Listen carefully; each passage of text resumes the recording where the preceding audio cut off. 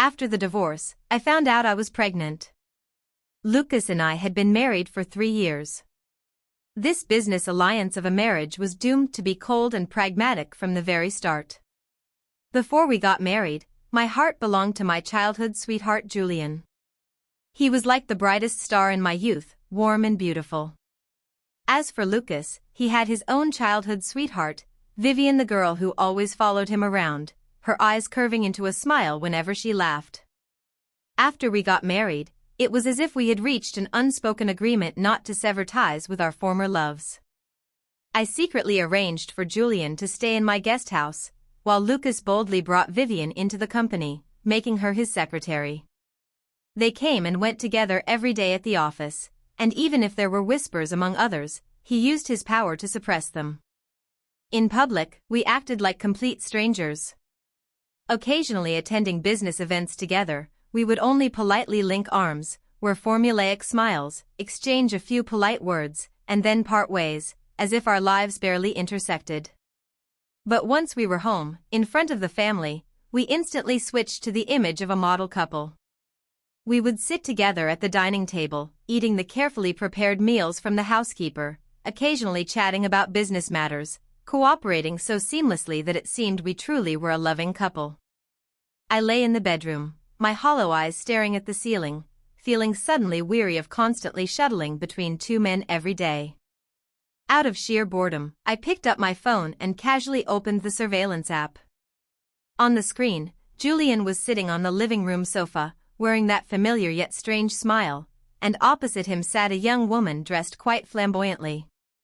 At first, I didn't pay much attention, thinking she was just an ordinary friend visiting, but what happened next made my heart plummet instantly. Julian's hand began to wander restlessly, gently resting on the girl's shoulder. She didn't resist, instead, she coquettishly leaned into his embrace. Soon, their actions grew increasingly intimate, and finally, they were hugging as they walked toward the bedroom. I really didn't expect Julian to be so bold. I guess he didn't expect that I had installed pinhole cameras in the house either. Although Julian and I had a secret relationship these past 3 years, I never treated him badly. I bought him cars, gave him money to spend, and took full responsibility for his food, clothing, and shelter. I don't know what he was dissatisfied with. After serving as the sugar baby for so long, he wanted to be the sugar daddy for once. Suddenly, I felt a wave of disgust. Just the thought of sharing a bed every day with a man like that made me want to vomit. Julian and I met back in high school. At that time, he was a model student with excellent character. But he came from a broken family, an alcoholic father, a gambling mother, a sick grandmother, and a shattered version of himself. Julian never said more than necessary in class, nor did he have any extra friends. He only answered when the teacher asked him a question. As a teenager, watching Julian's lonely and stubborn demeanor inexplicably made me want to get close to him, to warm him. I felt sorry for him having such a terrible family. At that time, my heart and eyes were filled entirely with Julian. I thought he was like a shattered flower battered by wind and rain, evoking an irresistible urge to cherish him. Even later, when my family arranged a business marriage for me, I still reserved the most important place in my heart for Julian, secretly placing him in a separate courtyard. Whatever Julian wanted, I would do my best to fulfill. In my eyes, as long as his heart was with me, what else could possibly matter? I never would have imagined that the boy I once saw as pure and beautiful would turn into this, carrying on so intimately with another woman behind my back. The more I thought about it, the angrier I became. I suddenly threw my phone aside. Just then, the bedroom door was gently pushed open, and Lucas walked in. He had just come home from work, still wearing that well-tailored suit, his tie slightly loosened, exuding a hint of fatigue mixed with casual ease. Seeing me sitting on the bed, he furrowed his brow slightly, a flicker of confusion passing through his eyes, but he quickly returned to his usual calm and unruffled demeanor. "What's wrong? You look completely lost," Lucas said as he walked over to the bed, starting to undo his cufflinks. Though his tone was inquisitive, there was little genuine concern, more like a routine question tossed out casually. I glanced up at him, thinking to myself that this man I've lived under the same roof with for 3 years is, in many ways, a familiar stranger to me. His heart belonged to his little childhood sweetheart Vivian, whom he openly protected at the company, while I was always preoccupied with Julian. Our marriage was a joke from the very beginning. I shook my head lightly and replied calmly, "Nothing, just a bit tired." Lucas didn't press further after hearing my answer. He simply turned and headed toward the wardrobe to change clothes. The room fell into silence for a moment, with only the faint sound of him rummaging through clothes, which seemed especially clear in the somewhat oppressive atmosphere.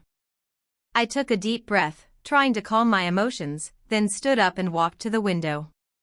Gazing out at the bustling yet somewhat unfamiliar city nightscape, my thoughts involuntarily drifted back to the moments I once shared with Julian. Those afternoons strolling together on campus, the secret notes we passed, the sweet words hidden deep in my heart. Now, looking back, they have all become thorns piercing my heart, each memory stabbing deeper with every thought. I couldn't help but let out a bitter laugh. This is the consequence of my own doing, foolishly trying to sustain so-called youthful love in a loveless business marriage, only to end up in such a miserable state. "What are you laughing at?" Lucas's voice came from behind. I snapped back to reality and looked at his reflection in the glass, still as handsome and upright as ever, but the look in his eyes carried a distance, as if separated by a thick wall of ice, making him hard to approach. "Nothing, just remembered some things from the past, found them kind of funny," I said softly, not turning to look at him. Lucas came to my side, followed my gaze out the window, and after a moment of silence, slowly said, "Sometimes, it's better not to dwell on the past. Overthinking only brings unnecessary trouble." I was slightly taken aback, not expecting him to say something like that. I turned to look at him, but his face remained the same indifferent expression, leaving me unsure whether his words were casual or truly heartfelt. "You make it sound so easy, like it's something you can just let go of." I couldn't help but retort, the frustration bubbling up inside me again. Lucas shrugged slightly, a faint, almost imperceptible smile tugging at the corner of his mouth. "Even if you can't let go, you have to. What else can you do? You can't live in the past forever." I opened my mouth to argue, but then realized there was some truth in what he said. That's right, I've been clinging to that past relationship, but now it's become so unbearable. Why should I keep holding on so tightly? Still, it's easier said than done. After all, that was a time I truly invested in. It's not something you can just let go of overnight. You're good at preaching lofty principles, but what about you? Have you let go of Vivian? I snorted coldly, looking at him as I asked, thinking to myself, "You're no different carrying someone else in your heart, so what right do you have to lecture me?" Lucas's eyes dimmed slightly when he heard me mention Vivian, but he quickly returned to his usual demeanor. "That's my business, none of your concern." His tone grew somewhat cold, clearly unwilling to discuss the matter further. Seeing him like that, a surge of nameless anger welled up inside me. How is it none of my concern? We're still husband and wife, after all. Even if it's a business marriage, we have to put on a show of affection in front of others. You openly being with Vivian like that, aren't you afraid it'll affect what's between us? Lucas frowned, a flash of impatience in his eyes. There was never any real feeling between us to begin with, so how could there be any impact? It was just a matter of mutual benefit. His words were like a bucket of cold water, mercilessly dousing the faint spark of hope I had just kindled to have a proper talk with him. Yes, from the very start, what we had was a cold transaction, each taking what we needed. What feelings? What impact? I gave a bitter smile and turned away without looking at him. Fine, you're right. I was just fooling myself. From now on, I won't meddle in your affairs anymore. Lucas watched my back, his mouth opening as if to say something, but in the end, he said nothing. He silently turned and left the bedroom, leaving me alone in the quiet room. Later, I kicked Julian out of my guest house. I didn't take back the things I had given him, after all, they were originally meant for him. After Julian was driven away, he didn't make a fuss. I began to devote more energy to my own career. I used to be distracted by worrying about Julian or expending effort maintaining a facade of marriage with Lucas. Now, I was left in peace and could focus on what I truly wanted to do. As for Lucas, he still went to the company every day on schedule, and he and Vivian were as inseparable as ever. Occasionally, when we ran into each other at home, we would just nod briefly in acknowledgement. That sense of estrangement was even stronger than before. Once, the family held a large business gathering, and Lucas and I naturally had to attend together. That day, I dressed up carefully, choosing a simple yet elegant black evening gown. I pinned my hair up, revealing a long, graceful neck, making me look both noble and strikingly cold. Lucas was dressed in a tailored black suit, which only made his posture appear more upright and his presence more imposing. As usual, we walked arm in arm into the banquet hall, wearing polite smiles and exchanging pleasantries with various business figures. During the event, a few familiar elders teased us, saying we looked more and more like a married couple and that our relationship must be growing stronger. Lucas and I just exchanged a smile, offering no further response. Halfway through the gathering, I excused myself to the restroom, hoping to get some fresh air outside. In a corner of the hallway, I saw Lucas standing with Vivian. Both wore serious expressions, as if discussing something important.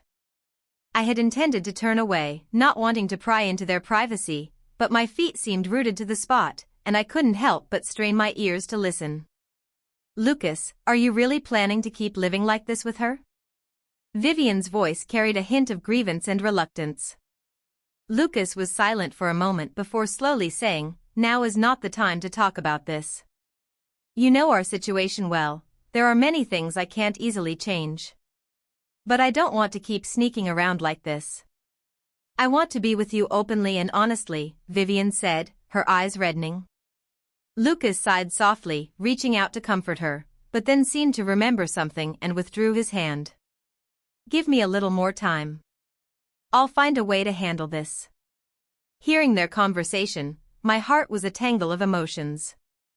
I took a deep breath, composed myself, and walked over as if nothing was wrong. When Lucas saw me, a flicker of awkwardness crossed his face, while Vivian nervously lowered her head. "What are you two so engrossed in?" "The banquet is still going on, we should get back," I said, trying to keep my tone as calm as possible, as if I were simply reminding them to return. Lucas nodded without saying anything and walked with me toward the banquet hall, while Vivian silently followed behind. After that, I found myself distracted throughout the gathering, my mind replaying their earlier conversation. Back home, I sat alone on the living room sofa, my thoughts still tangled in the words I had overheard at the party. After Lucas finished washing up, he came downstairs and, seeing me still there, paused for a moment in surprise. "Not going to sleep yet?" "It's been a long day," he said, his tone carrying a softness I hadn't heard from him before. I looked up at him and asked, "Do you think this kind of life is meaningful? Pretending in front of others every day, while each of us hides someone else in our hearts." I voiced the doubts I'd been holding inside, unwilling to continue living in such uncertainty. Lucas sat down opposite me, silent for a moment before saying, "Maybe before it didn't matter, since it was just a business marriage and we each lived our own lives. But now, I don't know. I just feel like something's missing if we keep going like this." I was somewhat surprised that he would say something like that. I had originally thought he was solely focused on Vivian and wouldn't care about the marriage between us, which was essentially a mere formality. "Have a drink with me," I said, getting up to fetch a bottle of red wine from the cabinet, asking Lucas to help me open it. Lucas took the wine, opened it deftly, then grabbed 2 glasses and poured some red wine into each. He handed one glass to me, while lifting the other and gently swirling the red liquid inside, his expression tinged with a hint of contemplation. I took the glass and drank it all in one go. The tartness of the wine spread across my tongue, somehow perfectly matching the bitter and complicated feelings I was experiencing at that moment. Lucas frowned slightly as he looked at me. "Drink slower, you'll get drunk if you drink like that." I gave a bitter smile and looked at him. Maybe being drunk is better, it spares me from having to think about all these messy things while sober. How did we end up at this point? When we got married, I thought it was just a transaction, but now, my heart feels unsettled.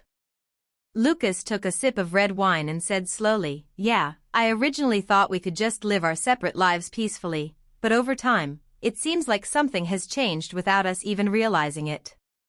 Sometimes, I feel pretty lost myself." I poured myself another glass of wine and looked up at him.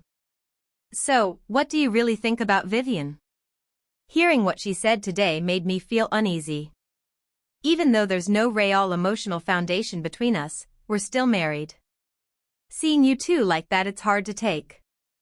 Lucas was silent for a long time before quietly saying, "Vivian and I grew up together, and I was sure about her before. But after spending time with you, I realize my feelings for you are different now. I no longer see you purely as a political marriage. It's just that I haven't fully figured out what kind of feelings these are yet, so when it comes to her, I'm really conflicted." I listened to his words, my heart stirring slightly. I hadn't expected him to be so candid, and the resentment I had harbored toward him seemed to dissipate a little. "So, what do you plan to do about her? You can't keep dragging this out forever. It's not good for her or for us." Lucas sighed softly. "I know. I'll find the right time to have a proper talk with her, to make things clear. I'm just afraid of hurting her after all, we've shared so many years together." I nodded, saying no more. That night, the gentle buzz of the wine made the atmosphere increasingly hazy. Our words grew fewer, replaced by the complex, deeply charged looks we exchanged. Unconsciously, we drew closer, our breaths seeming to intertwine. Lucas's hand brushed lightly against my cheek, his touch cautious yet driven by an irresistible impulse. His eyes burned with a fierce heat, as if trying to melt me entirely within that gaze. I didn't pull away, as if guided by some unseen force, I met his touch head-on. The defenses I had built up inside me seemed to crumble bit by bit under the warmth of his breath. The next moment, his lips descended, carrying the rich aroma of red wine and the emotions he had long suppressed. At first, the kiss was gentle, as if testing the waters, as if asking for my feelings in return. And I, after a brief moment of daze, found myself responding involuntarily, my hands instinctively wrapping around his neck. The kiss grew more passionate and urgent, as if trying to make up for all the missed moments and regrets of the past. Somehow, we moved from the sofa to the bedroom, clothes falling piece by piece, our skin touching intimately. Every inch of contact seemed to ignite a fire deep within our hearts. We were lost in this intimate fusion, free from the usual distance, free from the entanglements of the past, with only the rawest and purest outpouring of emotion in the present moment. When everything settled, we lay embraced on the bed, our breathing still a bit rapid, fine beads of sweat glistening on our foreheads. I leaned against him, my heart a tangle of feelings, shyness, and a sudden realization of this unexpected closeness. That night, we fell asleep wrapped in each other, as if all the people and events that once stood between us had been cast far away into the clouds. Early the next morning, I received a message from Vivian, asking to meet at a cafe. I glanced at Lucas, still sound asleep beside me, and without disturbing him, I quietly slipped out of bed. After freshening up, I chose a simple and appropriate outfit, tidied my makeup a bit, and then headed out to the agreed-upon cafe. When I arrived, Vivian was already seated by the window. She was dressed very plainly today, but her complexion was a bit pale, and her eyes were slightly red and swollen, clearly showing she hadn't slept well last night. Seeing me come in, she lifted her eyes slightly, her gaze filled with complex emotions: resentment, unwillingness, and a trace of indescribable exhaustion. I sat down opposite her and spoke softly. "Vivian, you wanted to see me." Before I could finish, she cut me off coldly. "I know what you're wondering about, why I called you. I don't want to beat around the bush. I know everything about what happened last night." My heart sank suddenly. I hadn't expected her to find out so quickly about the intimacy between Lucas and me, and for a moment, I didn't know how to respond. Vivian looked at me, stunned, and gave a self-mocking smile. I had held on to a sliver of hope, thinking Lucas was just momentarily confused, that I still had a place in his heart. But now it seems I was too naive. He told me everything that happened last night. Her voice wavered, and her eyes reddened again. I looked at Vivian. Vivian, Lucas and I are married. Isn't it normal for things to happen between us? At my words, a flash of anger crossed Vivian's eyes. So what if you're married? I've been the one by Lucas's side all along. You don't know, but I'm already pregnant. With that, Vivian placed the pregnancy test report in front of me. Hearing that she was pregnant, my head suddenly buzzed, my mind went blank, and I stared dumbfounded at the report before me. I never imagined things would escalate like this. Just last night, Lucas and I had finally crossed that chasm that had always stood between us, but today, Vivian showed up in front of me with such a bombshell. I opened my mouth, wanting to say something, but found my throat blocked by something, unable to make a sound. Vivian looked at my helpless expression and sneered, "What, nothing to say? You think sleeping with him once will change anything? The years of feelings between him and me aren't something you can easily replace. And now that I'm carrying his child, do you really think he'll choose you?" Her words were like sharp blades, cutting into my heart again and again, yet I was powerless to refute them because everything she said was true. In Lucas's heart, Vivian had always held an important place, and now with this child, the budding feelings between him and me suddenly felt so fragile and vulnerable. I took a deep breath, trying to calm myself. "Vivian, I never intended to replace you. What happened last night was an accident. I will explain everything to him clearly. As for how you two handle things, that's between you." Vivian listened to my words, a flicker of surprise passing through her eyes, as if she hadn't expected me to say that. She was silent for a moment before slowly speaking. An accident? You think this is just an accident? No matter what, I won't give up on Lucas easily. I will definitely have this child. I want him to know that I am the one who is truly meant to be by his side." I looked into Vivian's determined eyes and couldn't help but smile bitterly in my heart. Yes, her feelings for Lucas were so deep, how could she possibly let go so easily? Especially now, with a child tying them together. After leaving the cafe, I felt like I had lost my soul, wandering the streets in a daze. The noise around me seemed completely irrelevant. My mind kept replaying Vivian's words, thinking about the child in her womb, thinking about every little moment with Lucas from last night. My heart was tangled in a chaotic mess. After I got home, Lucas was already awake. He was sitting on the living room sofa reading the newspaper. When he saw me come in, he smiled and stood up, walking over to me. "Where did you go? I woke up and didn't see you. I thought you had gone out for something." I looked up at him, opened my mouth, wanting to tell him about Vivian's pregnancy, but the words caught in my throat. I really didn't know how to start, nor how he would react to the news.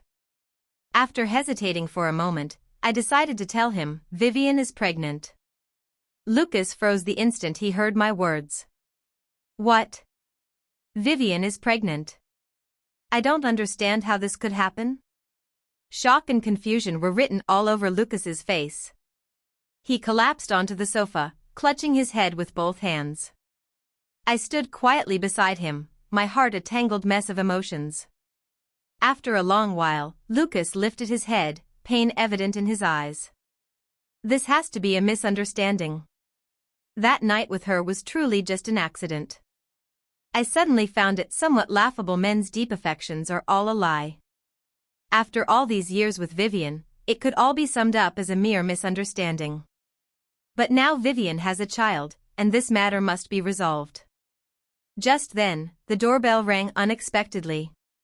When I opened the door, there stood Vivian, looking at me with a provocative glance before striding straight toward Lucas. "Lucas, I know you're confused right now, but this child is ours, and we should take responsibility." Lucas looked at Vivian, frowning deeply. "Vivian, calm down first. I will take responsibility for this."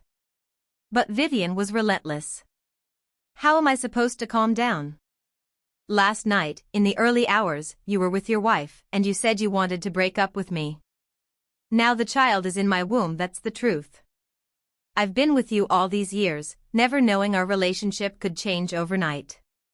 I watched coldly from the side, my heart aching as if cut by a knife.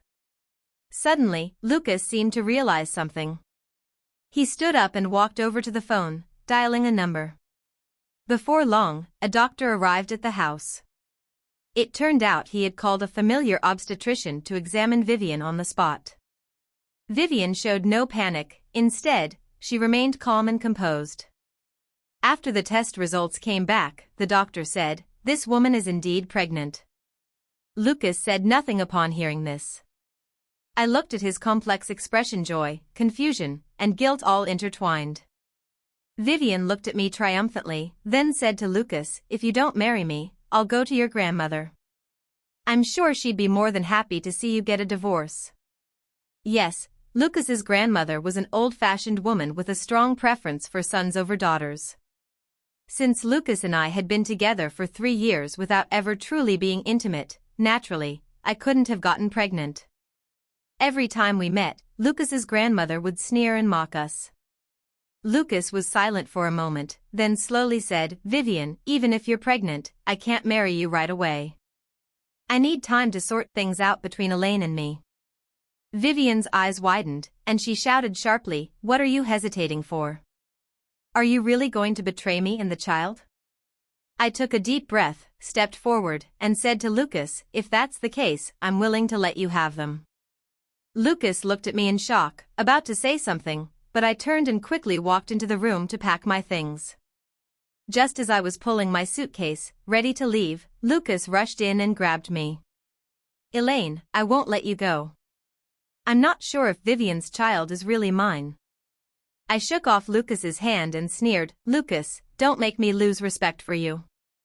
I never said anything about your secret affair with Vivian all these years. Even if you slept together, it was between the two of you, consensual. Now you say you're not sure if the child is yours? Can you at least have some shame? You took all the benefits and now you don't want to take responsibility? Also, Vivian is pregnant, and we're getting divorced. I hope you'll personally tell your family. I don't want to be involved in the company's affairs anymore. If you don't want the scandal of a mistress's pregnancy and a wife's divorce to break out, I hope the cooperation between the Shin and families can continue." With that, I grabbed my suitcase and walked straight out the door. This time, Lucas didn't stop me, and Vivian said nothing, holding tightly onto Lucas's arm. After leaving the Shin family, I went straight back to my parents' home. When my parents saw me dragging my luggage in, their faces were full of worry. I briefly explained what had happened. My father slammed the table in anger, while my mother hugged me tenderly, full of concern. The next day, Vivian dragged Lucas to find me to handle the divorce paperwork. I looked at them, eager as if afraid I would change my mind. "Let's go to the Civil Affairs Bureau," I said, quickly tidying up. I drove with them to the bureau. Our divorce was just finalized when Vivian pulled Lucas back inside to register their marriage. The staff looked stunned. Not wanting to share in their joy, I drove off alone. About a month later, news came from the company that Lucas was overwhelmed and frantic because of my departure. As for Vivian, it was said that she was diagnosed with a false pregnancy, merely a ploy to force her way into power. This news quickly spread throughout the business circle, dealing a significant blow to the Shin family's reputation. When I heard that Vivian's pregnancy was fake, I was sitting on the balcony of my parents' home, staring blankly at the garden outside the window. At first, the news struck me as utterly absurd, but soon a deep wave of anger and helplessness surged within me.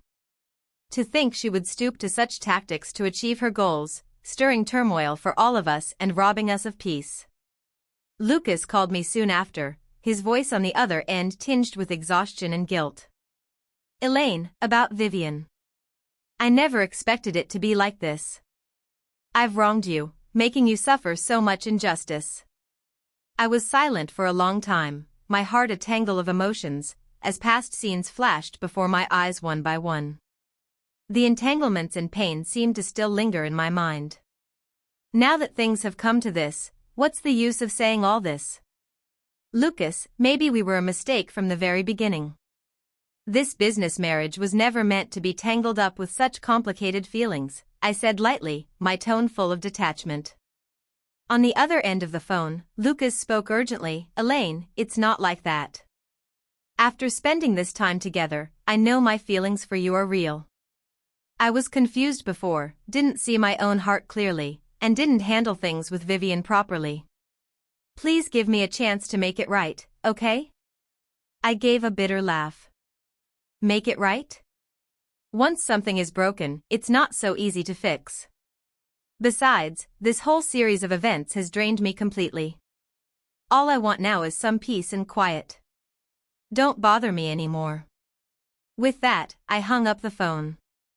After divorcing Lucas, I found out I was pregnant.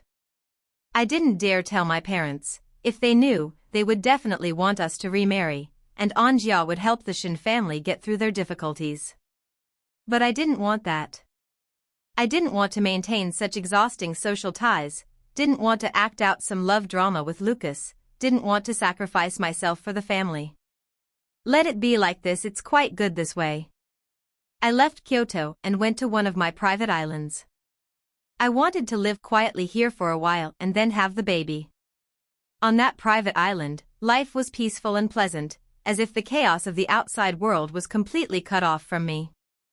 Every day I watched the sunrise and sunset, listened to the waves crashing on the shore, and felt the little life growing inside me, my heart gradually filling with a unique kind of tranquility.